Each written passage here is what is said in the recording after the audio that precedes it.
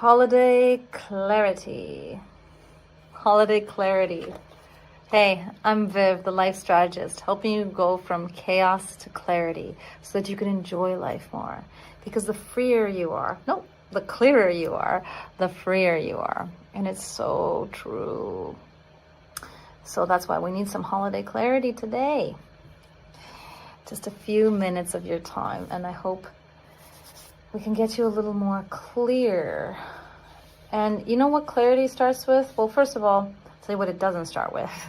Holidays being a high stimulation time, a high stimulation, go, do, watch, listen, you know, Instagram, Facebook, whatever, YouTube, blah, blah, blah, DM, WhatsApp, whatever your social media messaging thing you do, if you do, or email, you know, shopping, all of these things are constantly stimulating us. And then sometimes we even go to relax by watching a show or a movie or a few shows or a binge on Netflix or whatever, right?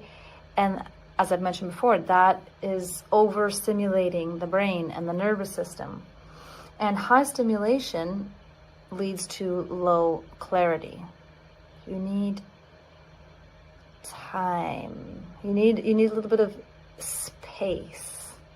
You need to relax the mind, to give yourself the breath to get that clarity. And you absolutely can. One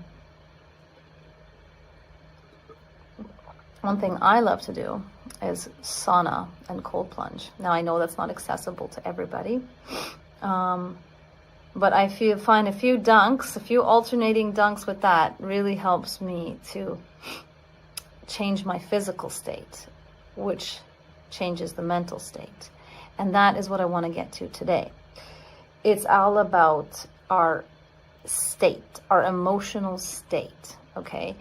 When we are in what I like to call low energy state, what we call negative emotions, you know, like even anger is, even though it can feel like a high energy state, it's actually very draining. So I'll call it a low energy state because it leads to low energy. It can be kind of high energy for while we're doing it. But these states are activating our limbic system, which turns off by default our prefrontal cortex and the executive functions in our brain, which allow us to think more clearly and to plan and to strategize. And sometimes when we plan and strategize, like sometimes if we're not careful, we can actually get ourselves to overthink, overplan, overstress. Even though I'm all about planning and clarity, right, and organization, there's a way, and then there's like something that's not helpful when we stress ourselves out and put too many things on our plate. So you want to be intentional about the emotional state that you are engaging in. What we tend to do is get hijacked by our environments, by whatever happens. We just react to whatever's going on. And that chooses our emotional state. How many of you are choosing your emotional state? No, I am going to feel this now, right? And I know it's not easy. You can start in the morning, like when you first wake up, by priming yourself, you know, and like consciously setting an intention of how you want to show up or what you want to do or what you want to feel. Purposefully doing some breathing or heart breathing and centering your mind and body and heart to get clear and to get calm and thereby giving yourself a little vision for the day and intention. Let's say you've done that, or let's say you haven't done that. How do you take control of a hijacked state when it's out of control, when you're already overthinking, when you're already overstimulated, when you have lack of clarity, right? Well, physiology is a really good one, right? You can control your physiology. You can control your body, self-body language, if you will. So, you know, notice the patterns, the physical patterns that your body create when you are stressed and overwhelmed. Like, is it something like this? You know, what about when you're relaxed? Is it something like that, with the shoulders back and down? Mimic that.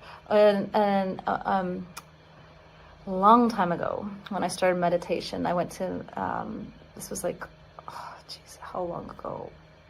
Nearly 20 years ago, when I went to my first meditation class. And I remember, I don't remember if he was a monk or not. He was very monk-like. But he said, like, try to smile more, even if you're unhappy, because the simple physiology of smiling will actually trigger you to become happy. And I was like, okay, I'll try that.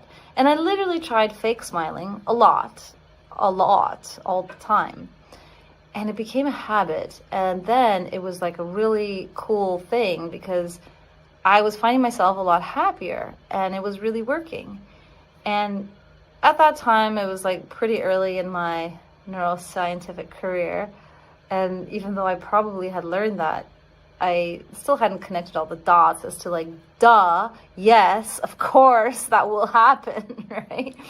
And so, but you can do that, like literally fool yourself into getting into a better state. And sometimes you need to, like, get that physical energy out. Like, if you're angry, go for a walk, jump if you have a rebounder, you know, like, go for a run, do some exercise, something. And then put your body into, literally into a position, into, like, you know, straighten up your posture, smile, put that face on for 2 minutes that, like, that would look like someone looked at you, you feel calm. If you notice a little tension happening,